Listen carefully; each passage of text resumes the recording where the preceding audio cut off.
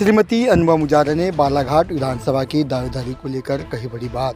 श्रीमती अनवा मुजारा के कांग्रेस में आने के बाद आज एक प्रेस वार्ता आयोजित कर बड़ा बयान दिया है, जहां उन्होंने बालाघाट विधानसभा के विधायक गौरी शंकर बिसेन की स्वच्छता अभियान पर कड़ा प्रहार करते हुए अपनी दावेदारी को लेकर बड़ी बात कही है। क्या कहा श्रीमती अनवा मुजारा ने, देखिए पूरी खबर। आपके आने से मैं इस बात पे विश्वास से कह सकती हूँ, इसको ओवर कॉन्फिडेंस मत समझिएगा, लेकिन विश्वास से कह सकती हूँ। वोटों का ध्रुवीकरण बिल्कुल नहीं होगा। जनता में बहुत उत्साह है, बहुत उमंग है। आप जानते हैं कांग्रेस पार्टी के जो हमारे कार्यकर्तागण हैं, जो नेतागण हैं, वो भी भारी खुश हैं, उत्साहित हैं। और उसी तरह हमारे समर्पित कार्यकर्तागण हैं, वो भी बहुत उत्साहित हैं। और उनको सबको यही लग रहा है कि हम अगर एक मुट्ठी में कस के काम करेंगे तो हमारी जीत निश्चित होगी, हम सफल होंगे जरूर। और ध्रुवीकरण बिल्कुल नहीं होगा, ये बिल्कुल दिमाग में रखने वाली बात नहीं है। और हम वैसे भी हौसले और हिम्मत के साथ मैदान में उतरेंगे और जीत हासिल करते ना, लड़ाई के मैदान में उतरो, एक हौसला रखिए। पहले ही हम डर गए तो वो शेर है ना कि गिरते हैं शहसवारी मैदान में जंग में, वो फिक्र क्या गिरेंगे जो घुटनों के बन चले।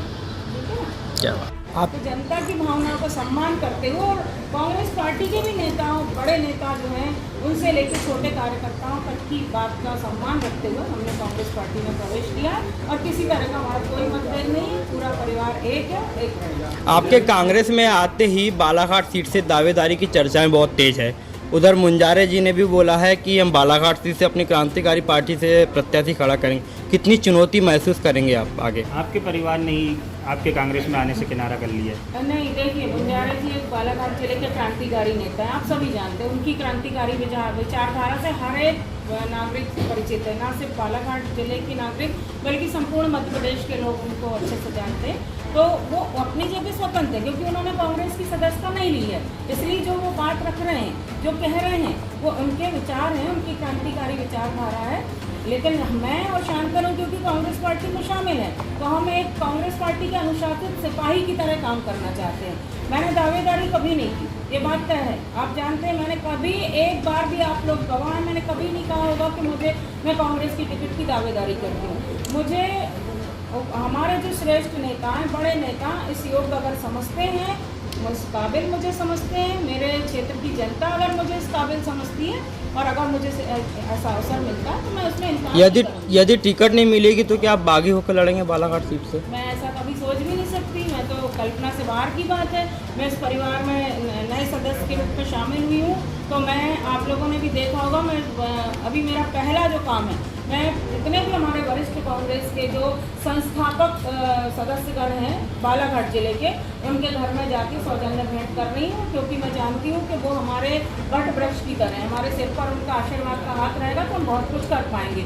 और हमारा मिशन आपस में मतभेद करना नहीं है, हमारा मिशन है 2023 जीतना और माननीय कमलनाथ जी की सरकार मध्य प्रदेश में बने।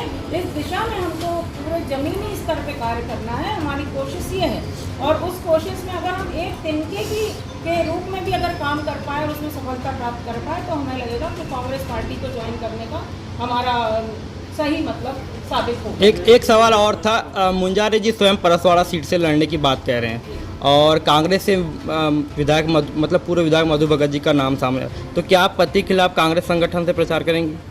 देखिए, ये मैं इसमें ये कहना चाहूँगी कि मुझे हमारे जो कांग्रेस के जो प्रदेश स्तर के जो संगठन हैं, बड़े हमारे नेतागण हैं, उनका जो दिशा निर्देश मिलेगा उसके तहत काम करूँगी। मैंने कहा आपको कि मैं पार्टी के एक कार्यकर्ता के रूप में काम करना करूँगी, सिपाही के रूप में काम करूँगी और कांग्रेस को मजबूत